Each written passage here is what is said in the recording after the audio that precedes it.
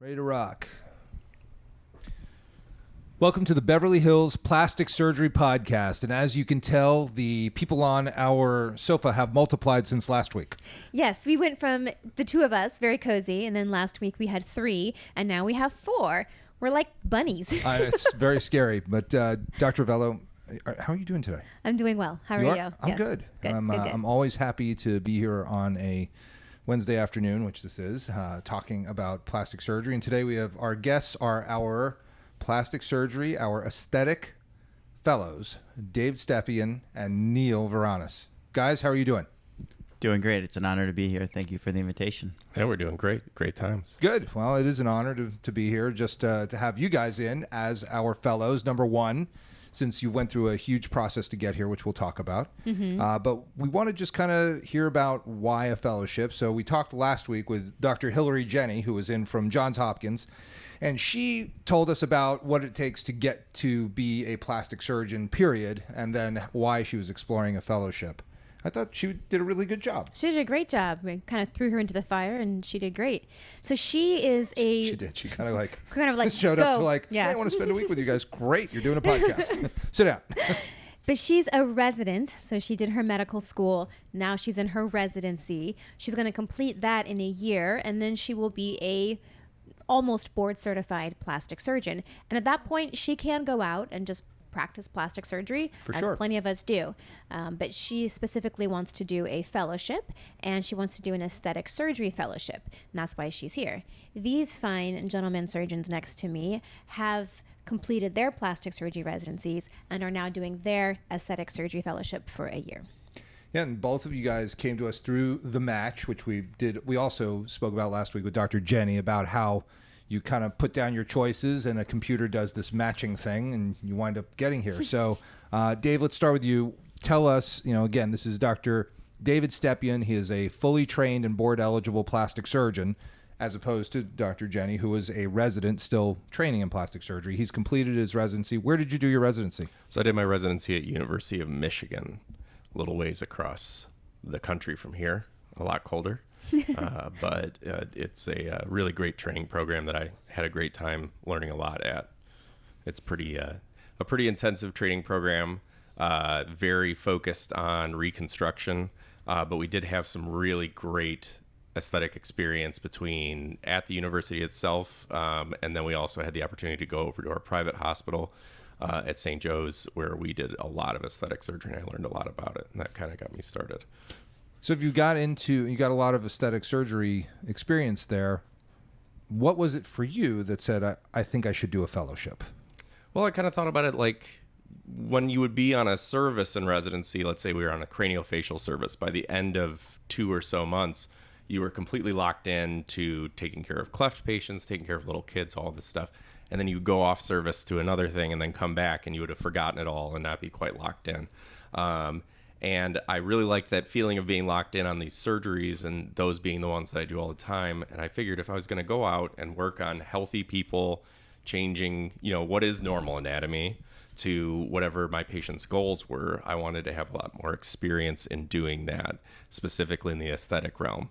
I mean, aesthetics and reconstruction are really closely tied, but I think there's a lot of specifics and nuances in aesthetic surgery that unless you really spend the time doing a lot of it with people who do a lot of it, then you might miss out on those. And then you're going to have a learning curve of your first few years on your patients of how to get better at aesthetic surgery. Whereas I can join people who do it a lot and avoid that learning curve and be ready to do really high quality aesthetic surgery for my patients when I'm the attending and they're my patients. Yeah, I think that that's an excellent reason. I think that's probably the reason many people choose to do the fellowship. Just a little bit of a side note explanation. I think a lot of people don't always know that when we say plastic surgery, the majority of what we learn in residency is not the plastic surgery that you see on TV. It's not the aesthetic, breast augmentations and rhinoplasties and tummy tucks. That is a large part of plastic surgery, but in our training, most of what we learn is the reconstruction aspect of plastic surgery, breast reconstruction, fixing bad face smashes and fractures, fixing burns, things that come in. People have had a trauma or cancer or something that's created a defect in their body, and then a plastic surgeon comes in and fixes it, and it's called a reconstruction. And then the aesthetic side is, as you mentioned, a normal, healthy anatomy person that just wants to refine or enhance their features in some way. So that's the aesthetic side of plastic surgery, which is what this fellowship is about. And I think that's just an important distinction, because I think the general public doesn't actually know that the majority or a lot of what we do is actually under the reconstruction umbrella. Yeah, they don't. They think, well, you must just go from medical school to doing nose Boobs jobs and boob jobs and facelifts right away, and that's not really the case. It's not really the case. So the aesthetic portion is why you guys are here. Yeah, and I mean, I'll tell you, at University of Michigan, one of the most fought over cases is a breast augmentation, because So hard it's to get. difficult actually to get Yeah. your breast augmentation numbers in residency, mainly because people don't come to an academic center to get breast augmentation. They're people from the community, or they work at the same place, and they're not seeking that kind of operation. So we actually would struggle a little bit. People who were getting near their graduation time and needed their numbers in breast augmentation would be, hey man, I saw you got a breast augmentation this week. Can I please get in on that? Well, I'll give you anything. I got to get it. So, Which is so funny if you think that's like the most common plastic surgery procedure. Happens all the time. It's always number one. Like, what's the most common plastic procedure in the United States? Breast augmentation. Yeah. But yeah, I mean, we get breast augmentation in other realms of plastic surgery, specifically related to breast reconstruction or other genetic problems with breast development. So we learn how to do a breast augmentation. Don't get us wrong. We know how to put an implant in under the muscle. We know we know how to do it, but the aesthetic part of the breast augmentation sometimes needs a little bit of extra refinement, nuance, as you said. definitely. Yeah. So, Dr. Varanis, tell us about you. Where did you come from? So I came a little bit further, albeit maybe not as cold as Michigan. I came from New York City. I spent the last 6 years over at NYU doing residency, finished there, and very similar experience, big hospital. So we have a ton of well-rounded experience over there, but mostly skewed on the reconstructive side of things, and a lot of breast surgery, but breast cancer reconstructive surgery, or craniofacial after trauma, or oncologic cancer reconstruction. A lot of pediatric deformities that we trained dealing with. But to kind of echo what has been said previously, I think that although you can consider it two buckets, reconstructive and aesthetic, I think it's a spectrum. And I think some of the aesthetic procedures turn into mini reconstructions. And I think some of the reconstructions actually turn into aesthetic procedures. So I noticed quite a few times the patients would come back over and over and over again for little touch-ups, refinements of breast reconstruction, for example. Oh, yeah. Because they definitely wanted to look good. I mean, and as now, breast cancer is a super prevalent problem in our society, but getting diagnosed sooner and patients are living through it after the treatments, they want to look good at the end of the day. And it is a little bit of aesthetics. It is. Big time. We will refer you back to the aesthetic breast reconstruction podcast. Exactly. Yeah, if any of those topics, we've covered them, that's for sure. And we've covered a lot of reconstructive surgery on this podcast too, because we do that. Yep. We're plastic surgeons. God damn it, we'll do it all. We don't. We're not here just saying, we only do. I mean, I had a kid fly. He was on the podcast actually. This kid flew from Virginia with a face fracture. He was seen at Georgetown. They were like, oh, I don't know, and his nose was basically telescoped into his face. Like way into his face. And they were like, I don't know how we're going to get that out of there. You need to find somebody. And, so he flew out, and it was a really difficult reconstructive surgery, but there's nothing aesthetic per se about that other than he wanted to look normal when it was over. But the maneuvers that needed to be performed are not traditional aesthetic surgery. So this fellowship, I think you get a little of all of that, especially with the folks that you're working with. We're all plastic surgeons. We like doing plastic surgery. Right. And our faculty on this fellowship kind of spans a good breadth and spectrum of plastic surgery. So, Dr. Calver, you want to give us the history of this fellowship? Yeah, I think we sort of talked about it with Dr. Jenny last week. Right. So, and you guys probably know it too, but it initially started with Grant Stevens, who had his fellowship for a lot of years. And then in 2014, we sort of merged Roxbury into it. So I was thinking about doing a rhinoplasty fellowship alone. And I spoke to Grant, like, how do I do this? He goes, that's something that's not strong over here at Marina. What if we added Roxbury to the fellowship? And that's when we had Emily Hartman and Edwin Kwan were the first Marina Rocks fellows. And since then, we've added Dr. Ashkavami, which Neil can tell us about what's going on over there. I'm sure it's very busy. And he's like us. He does stuff that he repairs a lot of stuff too. I mean, wouldn't you say that Dr. Gavami doing a lot of aesthetic surgery, but also a fair amount of reconstruction? Absolutely. It's a total mix and a confluence of both aesthetic and reconstructive techniques, like you mentioned, concepts, and also preventing, I think, reconstruction. So I think what happens with a lot of rhinoplasty is that a primary rhinoplasty is performed. It's either inadequate or a little bit maybe not as meticulous, and then the next person who comes in to revise it then has to really implore more reconstructive techniques and concepts. And I think if you have that in your toolbox, which is one of the reasons why I went to consider this fellowship, and I'm happy I'm here now, is for that reason, is you get a lot of those tools in your arsenal and you use them and think about them even when you're doing the primary to avoid that reconstruction later on. For sure. I think about that a lot in my breasts when I'm doing a primary breast augmentation. I'm like, how can I not get that last consult I just saw? What do I have to do in this surgery to not get that result? Because what you do that first time around is super important in preventing complications 1,000%. And so Dr. Gavami, he does noses. He has a lot of noses. He also does a lot of body contouring and BBL type stuff. So again, some recon, some aesthetic. Right. And we've done the full gamut. We've done blepharoplasties with him. I mean, he's taken on facelifts. I mean, so he does like we all plastic surgeons enjoy the whole diversity we do it all. of everything. We do. And that's the thing. I mean, there was a period of time where I was sort of criticized because I did loads of noses, but they said, you should just focus, just do noses. That's kind of your thing. You're the rhinoplasty guy. And I felt like I would probably get sort of tired of just doing noses. I mean, I really love plastic surgery.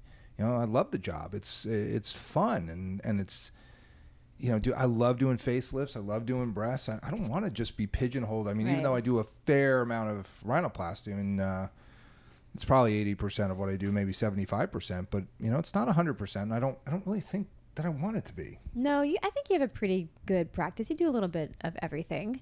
I think that's. I mean, who wants to just do the same surgery over and over again? Like, it's boring. Roland Daniel. Oh, okay. That's so there are those. Roland really just wanted to do noses. He said he had the nose lust. All right. That's how he described it. Well, that's why we all choose plastic surgery, right? So we can operate all over the body doing different things. I think a lot of surgery, you get pigeonholed into doing one operation over and over and over and over again. Whereas we get to have a completely different operation, even if it's the same operation. It's different because of a different patient. Because of that and person. If you get pigeonholed into doing just one operation, it's kind of counter to what brought you into plastic surgery in the first place. It's true. I agree. We kind of go head to toe. But let's round out our faculty that's here at Roxbury, because we have a few. We got a few. So, Dr. Stepien, you've worked with Dr. Chopra. Dr. Chopra, the master of both breast implant illness, on-block capsulectomy and implant removal, and the deep plane facelift. The first things that he tells you when you arrive is like, I do 2 operations. I do on-block capsulectomies and I do deep plane facelifts, and I'll make you good at both of them. And he is not wrong. I've done so many of those with him, and he's such a patient, thoughtful teacher and really, really knows his stuff. So he's made me really confident in both of those operations. I had never seen or done a deep plane facelift.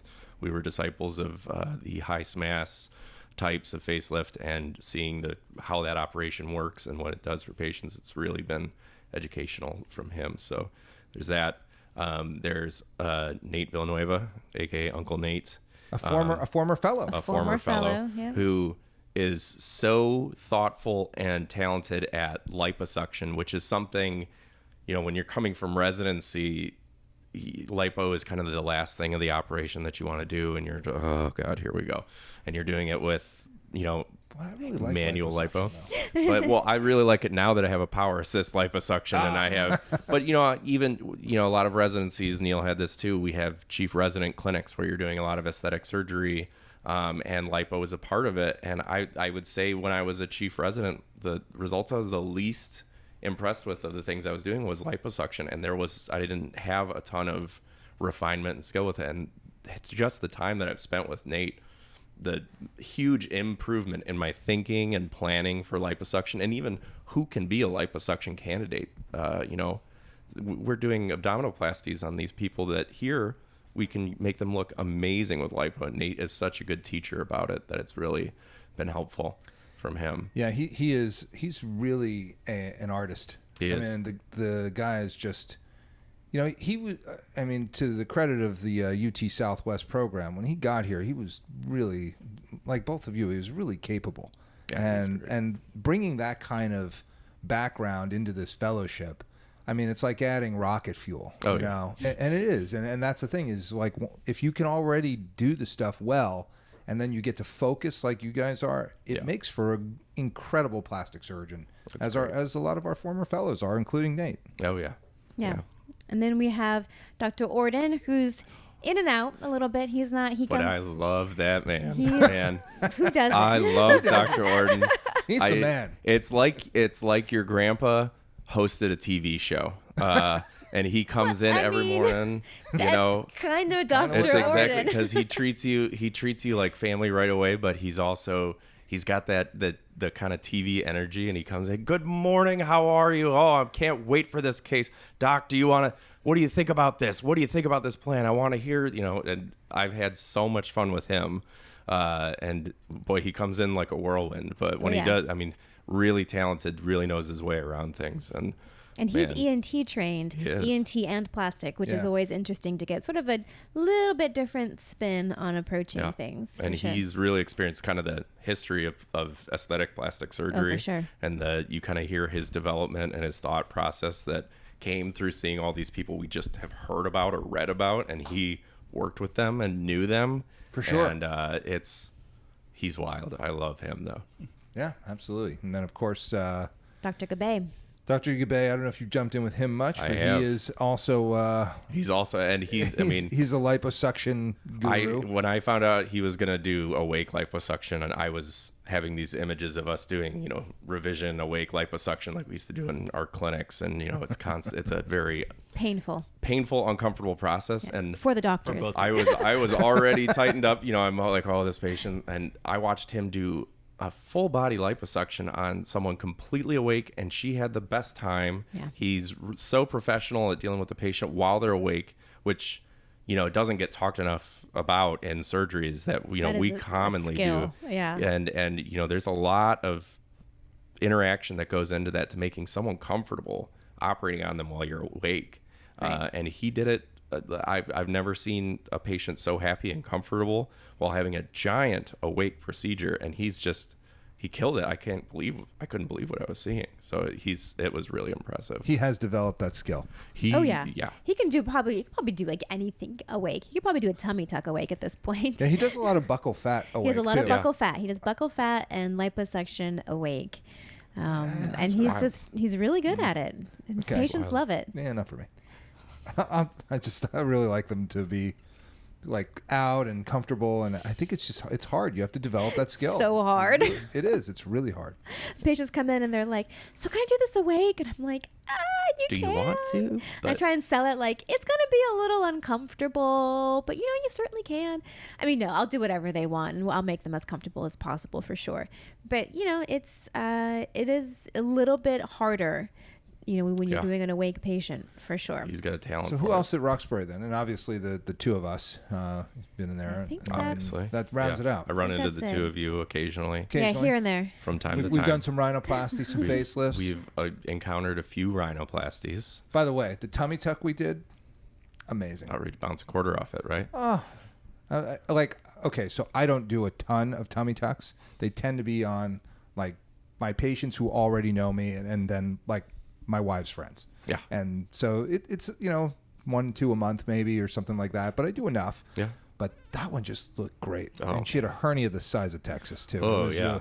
It was bad. I was having flashbacks to my general surgery time, and I was like, well, here we go. But, yeah, when we see bowel, we're like... When we see bowel, I don't have to stay away from it. Yeah. I don't. That's more my wife's don't realm. get in don't get involved with So that. no, I'll stay away from intestines. So that's good. And then over with the Marina Gavami So the way portion. the fellowship is split up is that, one fellow for 3 months, it hovers here in the Roxbury Center. And obviously you just heard that there's a ton of amazing talent and faculty to learn from. And while the other fellow is basically bouncing between the Gavami office and the Grant Stevens office, but Grant Stevens unfortunately is officially formally retired, and his Dr. Justin Perez has kind of picked up the team and carrying the team forward now, and it's been Also, awesome to work with A him. former fellow. Also. Yeah, Also that's a right. former Another fellow. former fellow. Perez is he's all, and also a UT Southwest guy. Yes. Oh, that's true. Oh, He is yeah. so great to work from, and it's great to kind of have that young energy, and he brings a lot to the table and kind of really shows you or forecasts what starting practice would look like. Yeah. So I think that's a skill that, or something that for us to learn from, because learning from you guys, the masters, is impeccable, but it's also really hard to see the difference, the jump from where we are right now today to where hopefully we'll get to in 15, 20 years. But to see like the immediate, in the 5-year plan, I think with Dr. Villanueva and Dr. Perez is really encouraging to see. Yeah, big time. They really turned out well. Yeah, and you have obviously Gavami's office is he's more my vintage. I think he's just a few years younger than me, and he's really got a very mature practice. He knows what he likes doing. He also knows what he doesn't like doing, so that makes it very easy to go. And I think I have to say, like, getting you guys involved into Dr. Gavami's operation has been pretty seamless. He's a monster. It's amazing. Yeah, he's very into it, and he's very excited about teaching the fellows, and he's like, this isn't anything we need to be doing. We don't need to have fellowships, but from our standpoint, the ability to educate you guys is, and the really the privilege to educate high-level plastic surgeons such as yourselves is really, it's empowering. It's fun. And it's great to watch you guys go out into practice. I mean, think of the fellows that have come through here. Mm-hmm. They're on fire. Well, and that was, when you're investigating a fellowship, trying to figure out what is this worth it for me? A great way to look at that is look at what the fellows who graduated are doing. Find their Instagrams, find out what they're doing, try and look up the list and see what operations they're doing. Because there are a lot of fellowships out there where, they have maybe a great reputation, great fellows, but then you look it up and for me, I was interested in rhinoplasty, and this was a fellowship that was really known for a good rhinoplasty experience. And I looked at the fellows from here are doing rhinoplasty and doing it well right away, Sure. out into practice. There isn't this, I'm going to be doing, in filler, Botox, and dog bite lacerations for the first, 5-10 years. And then I start maybe getting the odd rhinoplasty. I mean, you can look up any of the history of these people. There's rhinoplasties that look great on their page right now, and there are a bunch of them. Yep. And same thing with any of the rest of the procedures we do. And it's something you need to evaluate, because if you're going to a place that has a very specific reputation and the fellows that graduate aren't doing those operations, did they learn them? Did they maybe get whatever experience they had in their fellowship? Are they scared off from doing that operation? But not the people from here. The people from here are doing high impact, really great looking aesthetic surgery. And I was like, if I can even learn halfway to get results like that, then that would be what I would want to do. Yeah, I'm impressed with their results out of the gates every year. I mean, they're, I feel like when they're with us, of course their fellow cases are going to turn out right, and of course we're going to help them. I mean, even watching one of the resident cases recently where I was on as an attending, and I guess so was Chopra, and then Nate was here, and you were there. So this USC resident has he's doing the case on his patient that he recruited in, that's in the resident clinic, and he has you assisting. He's got Chopra, me, Nate in the OR with him, like teaching like that.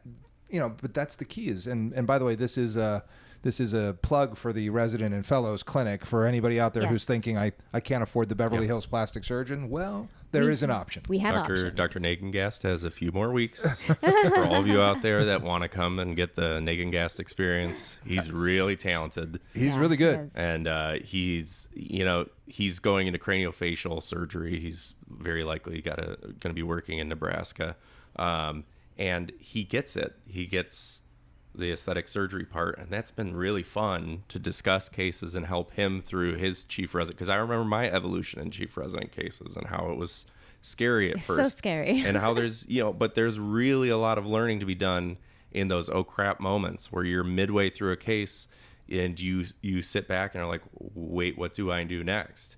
And Yeah. he has the safety net of all these experts around him to get through it. And he's always safe, always set up in a good, and it helps that he's a safe, thoughtful plastic surgeon. But it's really a great experience for him, and it's been fun to kind of teach. And Yeah. not that I can teach teach him anything, but No, I think you know, can. at least no, you Yeah. both of gentle you guys suggestion. came from. I will tell you that as the fellowship director, I get calls from the attending surgeons that you guys work with, and both of you had people that I respect tremendously. Not only send letters, but make phone calls, and I really thought that some of the guys at NYU were going to cry that you were coming here because they were just so sad. They're like, he's one of our best. You're taking him away from us. I was like, and of course, Paul Soderna at Michigan, like, sees you as like one of his best buddies. I mean, he loved We got training along you, but he pretty said, darn well. he just said, I think this guy is just, he's cut from different cloth, and that's true. So in terms of, just for those of, obviously the people that listen to this podcast are the lay public mostly. That's usually who's listening. And I think they're always interested in how kind of we got there. But from a standpoint of where you're going, like, what are your plans? What are you going to do? What are you going to do after this fellowship? Do you have any idea what you want to do, Neil? That's the $1 million question, and just find It a is job. literally the $1 million question, Yeah. isn't it? Because you'll need $1 million if I you go will. open a practice. I know.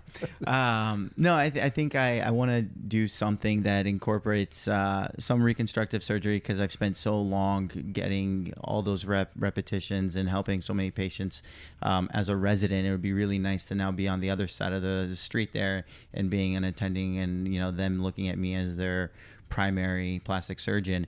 But also, I mean, I've invested now a year in this, and I'm very, very interested in aesthetic surgery, which is why I did this, and harness and sharpen my skills. So I'd love to find a job that I can possibly do both, and that's the goal. Academic or private? Probably private practice.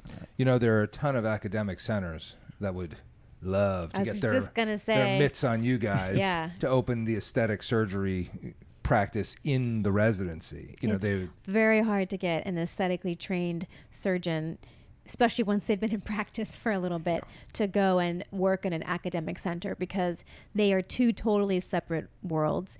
And that would be a high demand, person who would be willing to really do both at that kind of high level. Yeah, I So- remember That would be Quan interesting. was thinking about that too. Mhm. When he first came, he was sort of coming back from UCSF, and I talked to their folks. They're like, yeah, maybe he'll come back and open aesthetic, because they had worked with Gil Gradinger for a long time. He passed away, and Gil was like a huge part of that residency, and so like they haven't replaced him really, and it's hard to get that person in these residency programs who are gonna really take the residents through aesthetic surgery cases. But when you're young and you're starting off, you've all kinds of choices. All options. It's all for open. sure. Yeah. It's you know where you wanna exciting be? for sure.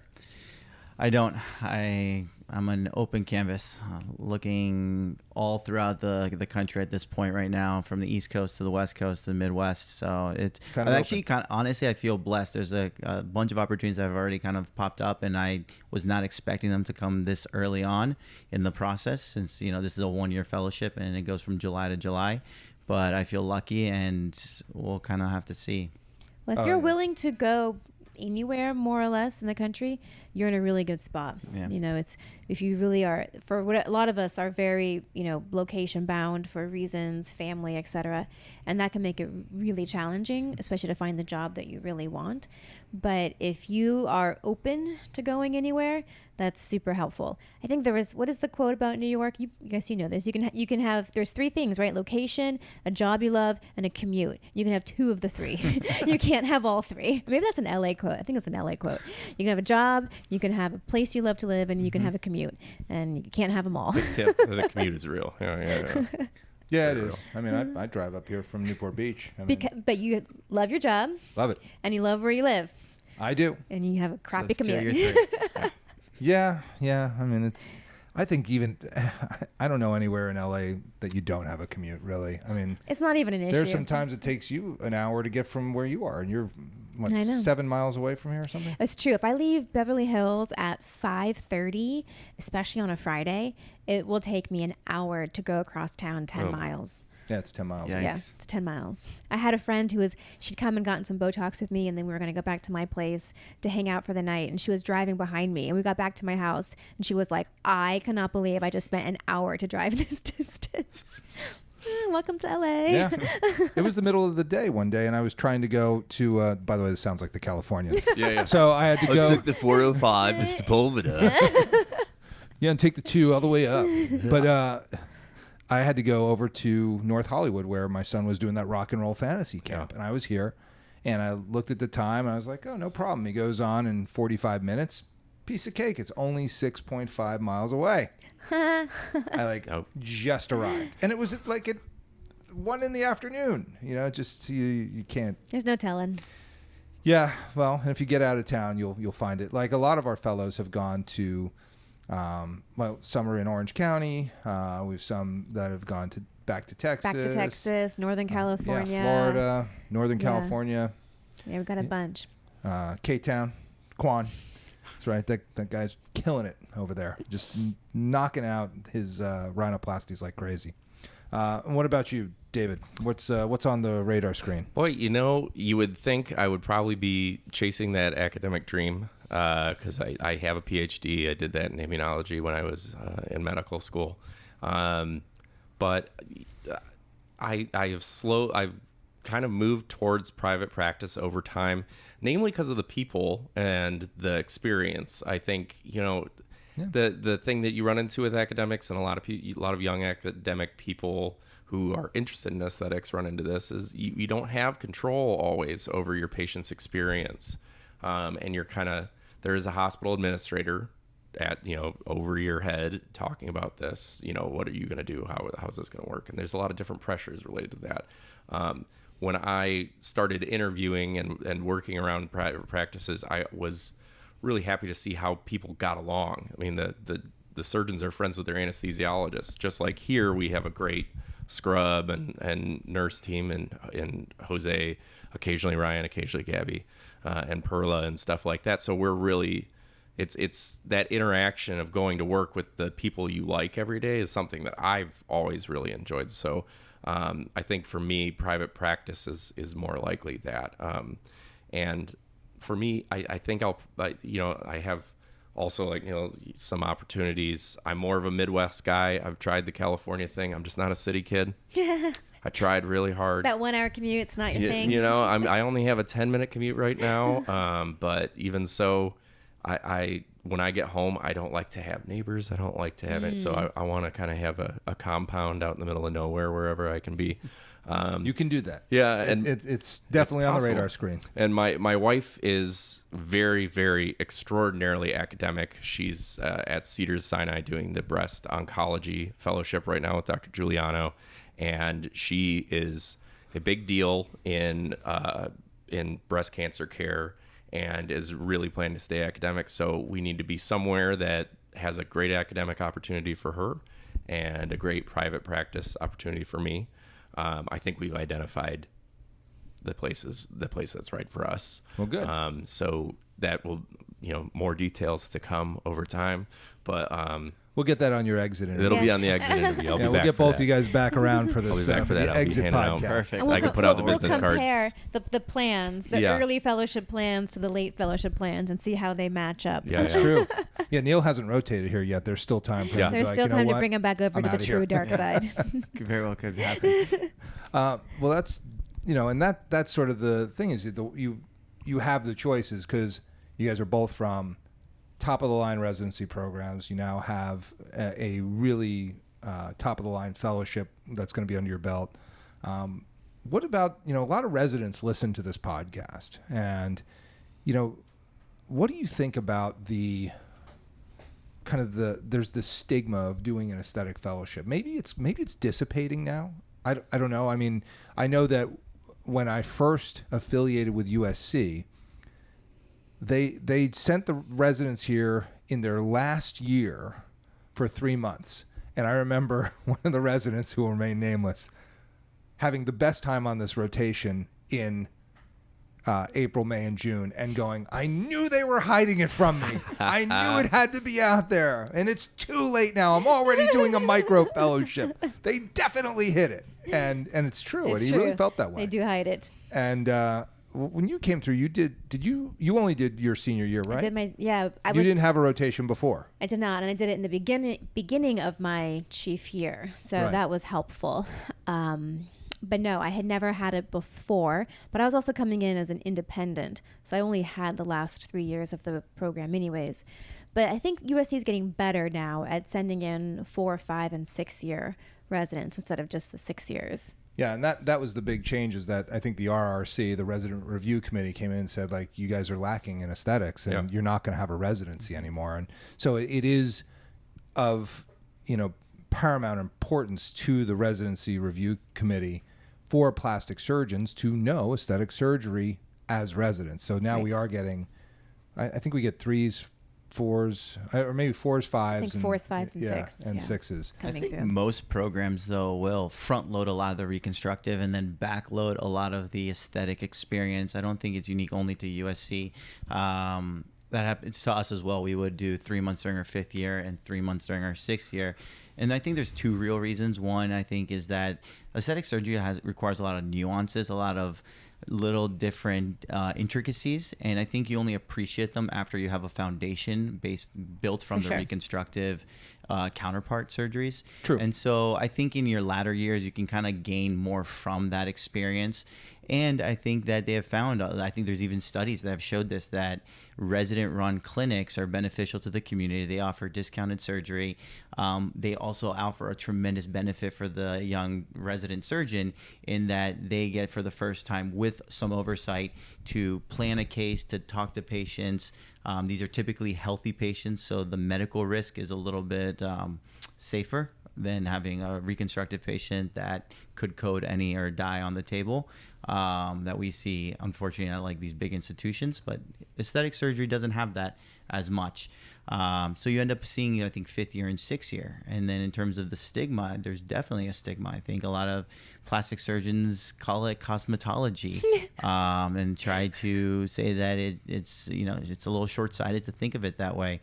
At NYU, we were really blessed and lucky. Our chairman, Dr. Rodriguez, who's a phenomenal reconstructive surgeon and has an aesthetic practice of his own, he says, guys, I will support you 100% no matter what you do. You want to go into hand surgery? I just want you to be the best hand surgeon to come out of this program. You want to go into microsurgery?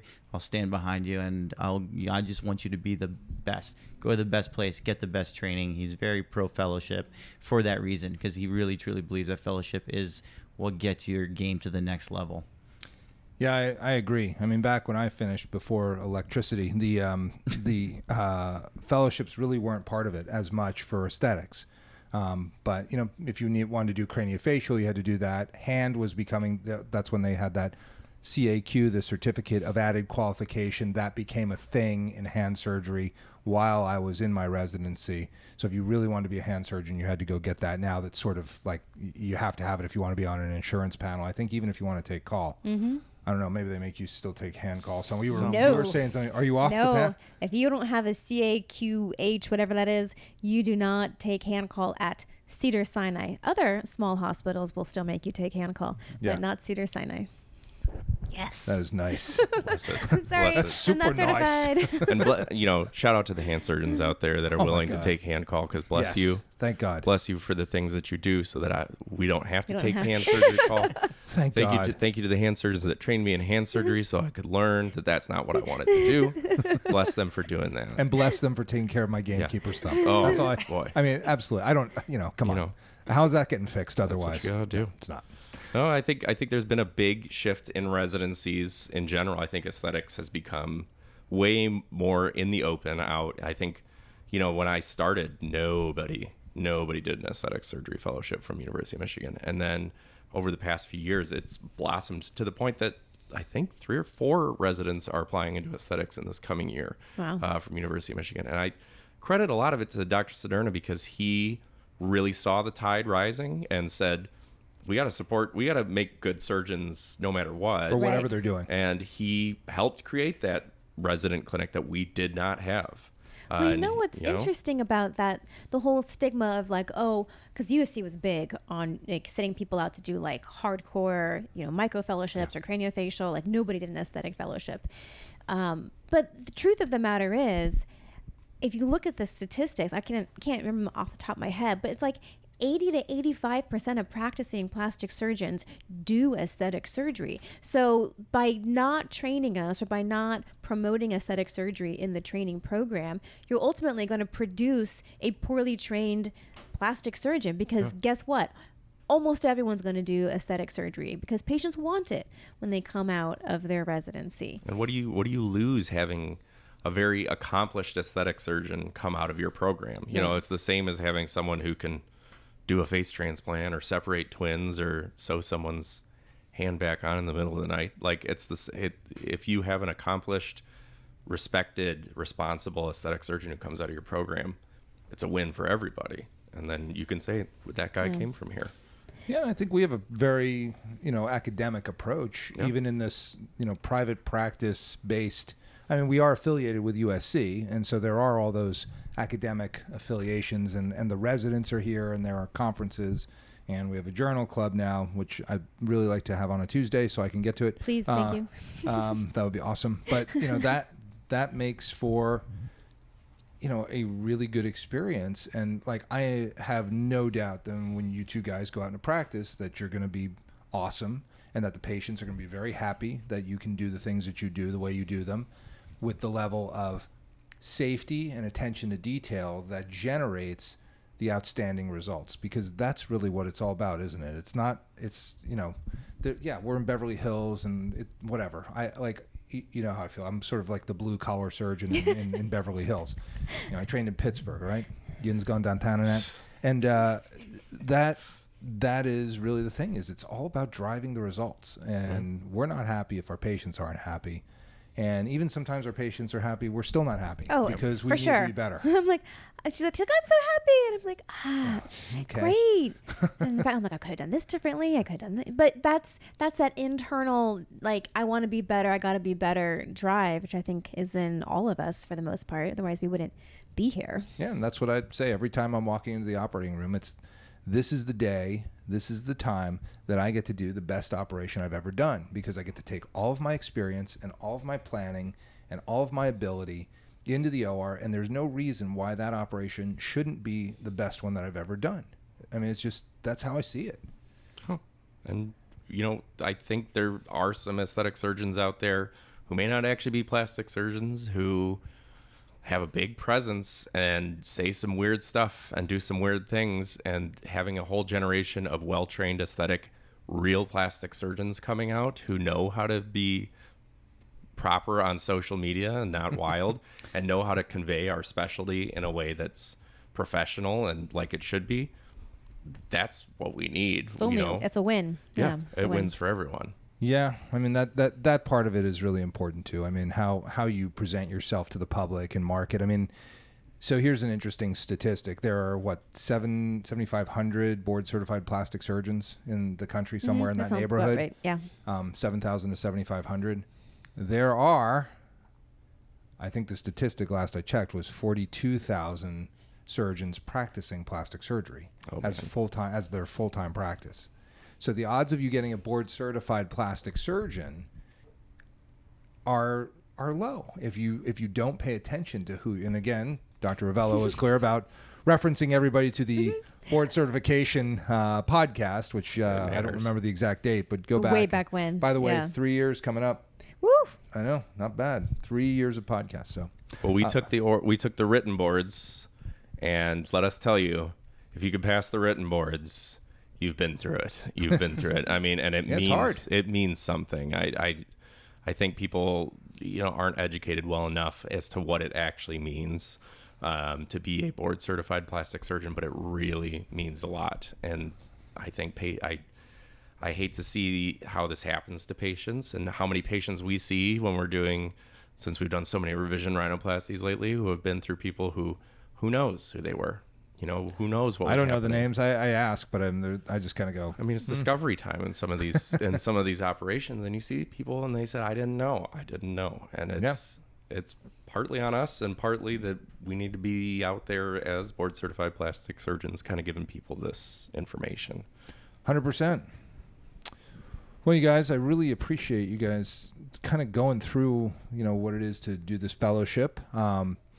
Any comments for the people that are looking to come to this fellowship? Since we're talking about it, we have a whole new round of applicants coming through that you'll interview. But what would you say in terms of how you decided to come here versus going to some really other?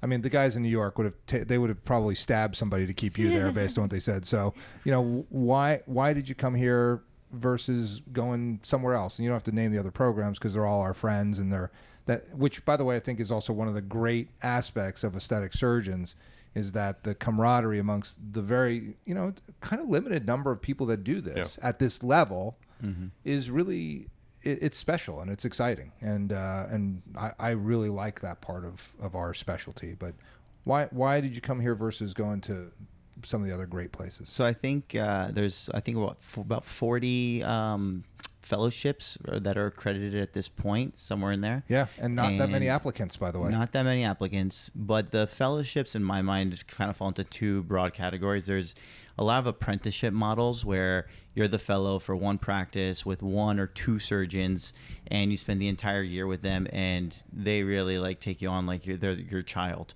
And you'll learn everything, the way they do it, how they run a business, all that stuff.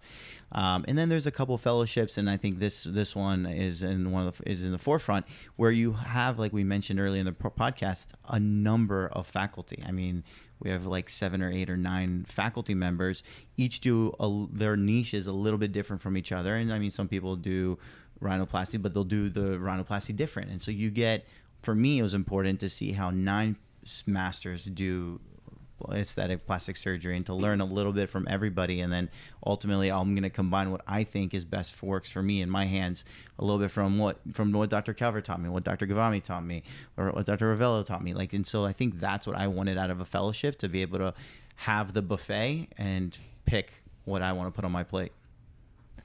That's good. How about you, Dr. Stepien? I mean, it was a big part for the people.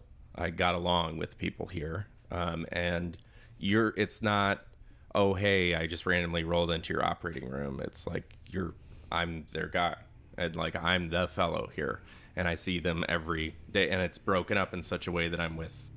So, with Dr. Chopra on Monday, we were in the desert. Then yesterday I was with you, and we were hanging out all day. And then Wednesday's Nate, and it's you're with people all the time. They're really good people who I like spending my time with. I'm not enslaved here. I'm not carrying anybody's luggage. I'm not going and doing your hand call over at the hospital. And these are all things you got to think about as an incoming fellow. Is one, why do they have you there? What is their expectations of you? And then, are you going to get a broad experience in different operations? And then, what operations do you want to do? What operations do you want to get better at? You don't need to come here if you hate rhinoplasty and that's not an operation you ever want to do. You can probably get some of the really great experiences that aren't rhinoplasty here, but there's some places that might do the operation that you want to do better, and focus on that when you're choosing. Don't choose because of prestige, because if you just choose prestige, you might end up with a bunch of people you don't like, and you're just going there for the namesake, and you're like, why did I spend a year there? choose because you like the place. Choose because you like the people, the physical space, the people you interact with during the interview. Choose that. Don't choose. That's the top fellowship, which I think this one is certainly the top fellowship in the country. But don't just choose us for that, even though it's a great reason to choose us because we are the top fellowship in the country. But choose because you like it, and choose because you like the people. Well, we agree. I mean, we think we've put something really great together. I think there are other top fellowships too, and not to say that you single it out, but it's more like God, if you can drive a Lamborghini and a Ferrari and a Bentley, well, those are three really nice cars and they're really expensive and they all do the same thing. They all get you from point A to point B, but they get you there differently, don't they? They sure do. So like you have to kind of decide like which one you want to pick, because I think that's really what fellowship's about. It's about learning a style and we all do it differently. I mean, we really do. I mean, just from how we approach education and how we teach you in the operating room. And, I think that's really where the rubber meets the road, and how you come out being able to teach yourself. Cause that's constantly what I do. I'm constantly evolving as a surgeon, operation to operation, day to day. There's a constant evolution that I value and look for. And that's, if I instill anything in the fellows that come through here, and hopefully it was what Dr. Rovelo saw when she came through as a resident before she started working here. It was that the answers we have right now aren't good enough. They're better answers, and you have to find them, and you have to search for them and find the way to make it better for your patients, because that's who is asking us for the result. They're asking us to do the best that we can. So if you're not looking at it that way, well, start, because that's where it is. It's all about, we can do this better. That's how I started. I do rhinoplasty like no one I know. I don't know anybody else that does how I attack the nose to get what I want out of it. And that's because I just thought the operations were totally inadequate. I thought they didn't work for me, and they weren't reliable. Taking out a little cartilage here, a graft or two there, and hoping it heals well, that didn't work for me. No. So now I kind of show the nose who's boss and tell it where it's going. Certainly do.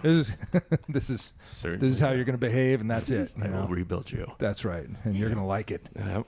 All right. All right. Well, anything else, Dr. Rovelo? No, I think we should make that the motto of this fellowship. We can do it better. We can. We can do it better. Si se puede.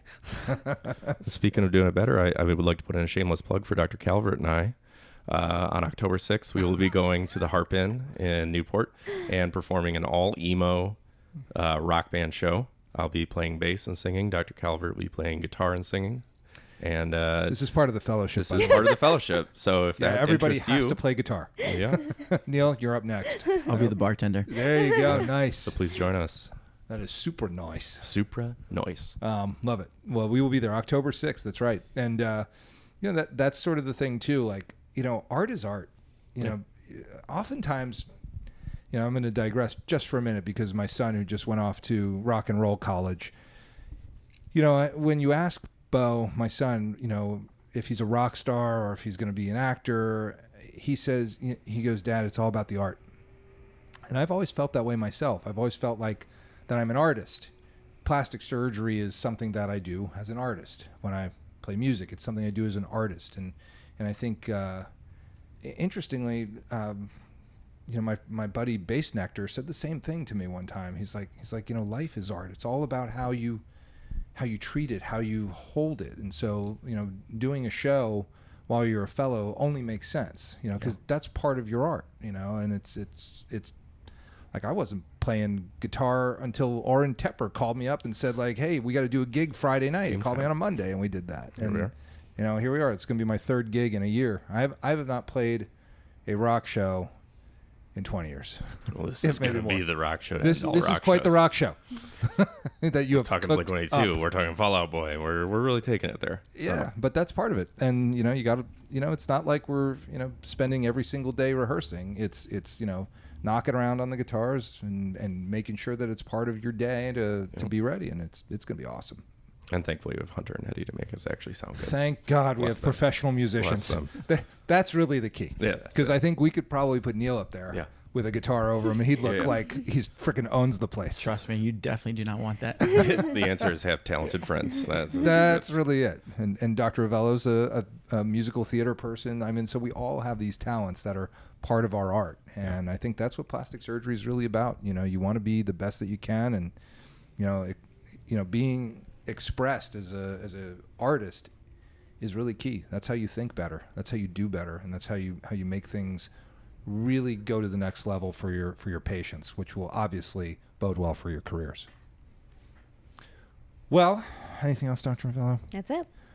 Thank you so much for having us. Yeah. Thank you for really being great. here. Absolutely. We really enjoyed it. And this is the Beverly Hills Plastic Surgery Podcast, coming to you from the 90210.